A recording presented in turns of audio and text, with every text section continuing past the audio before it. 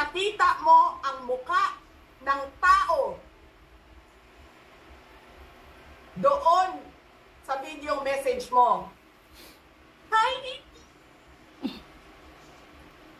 is she's been working with us for the longest time. We trust her. You sent me written instructions about money. Millions a month. Anong nakalagay doon sa envelope? DepEd. Anong ginawa ko? Binigay ko sa DepEd. Putak na mukha.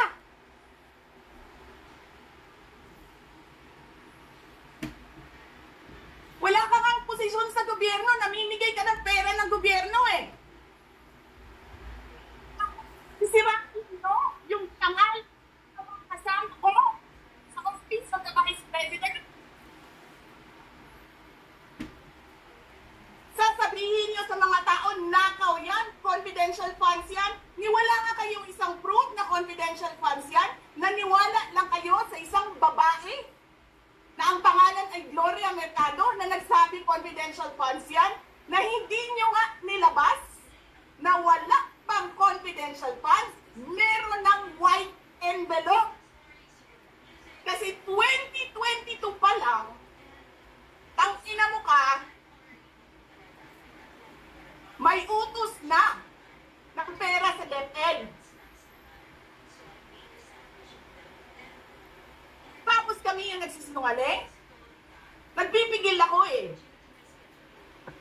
Kasi gusto ko lang magtrabaho. Gusto ko lang tapusin nyo na yung show ninyo dyan sa House of Representatives para makabalik na kami sa trabaho namin.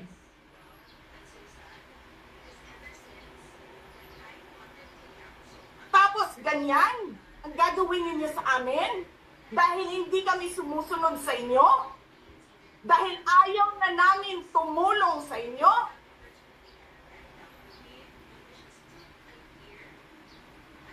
Ganito.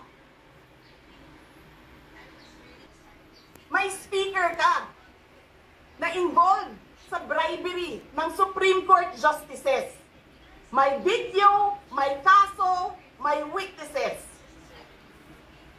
Hindi mo tinanggal yung speaker mo.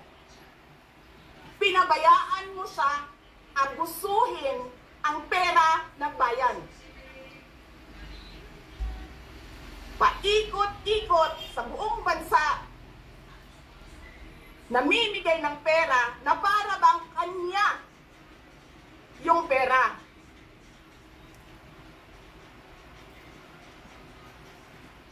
Eh di ba nga, lagi niyo sinasabi separation of powers? Anong trabaho ng legislative branch? Gumawa ng batas. Anong ginagawa ni Martin Romualdez? Nagdidirect ng DSWD, namimigay ng ayuda, kahit walang kalamidad. Nagsasabi kung anong bibigay, anong ibibigay, anong gagawin, sino ba ang presidente dito?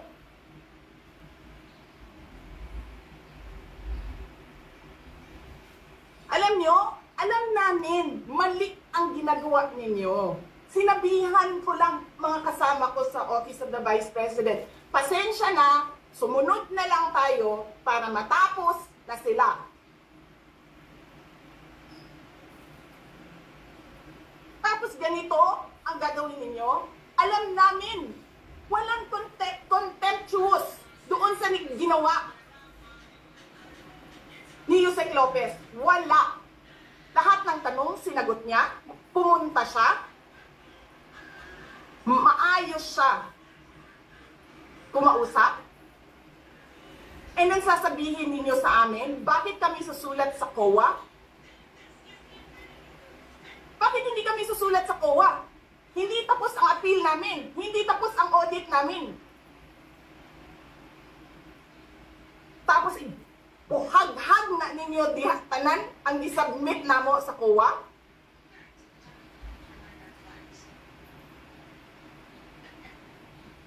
Simula yung atake nila. Alalahanin nyo, Di ba? After ako nag-resign sa DepEd,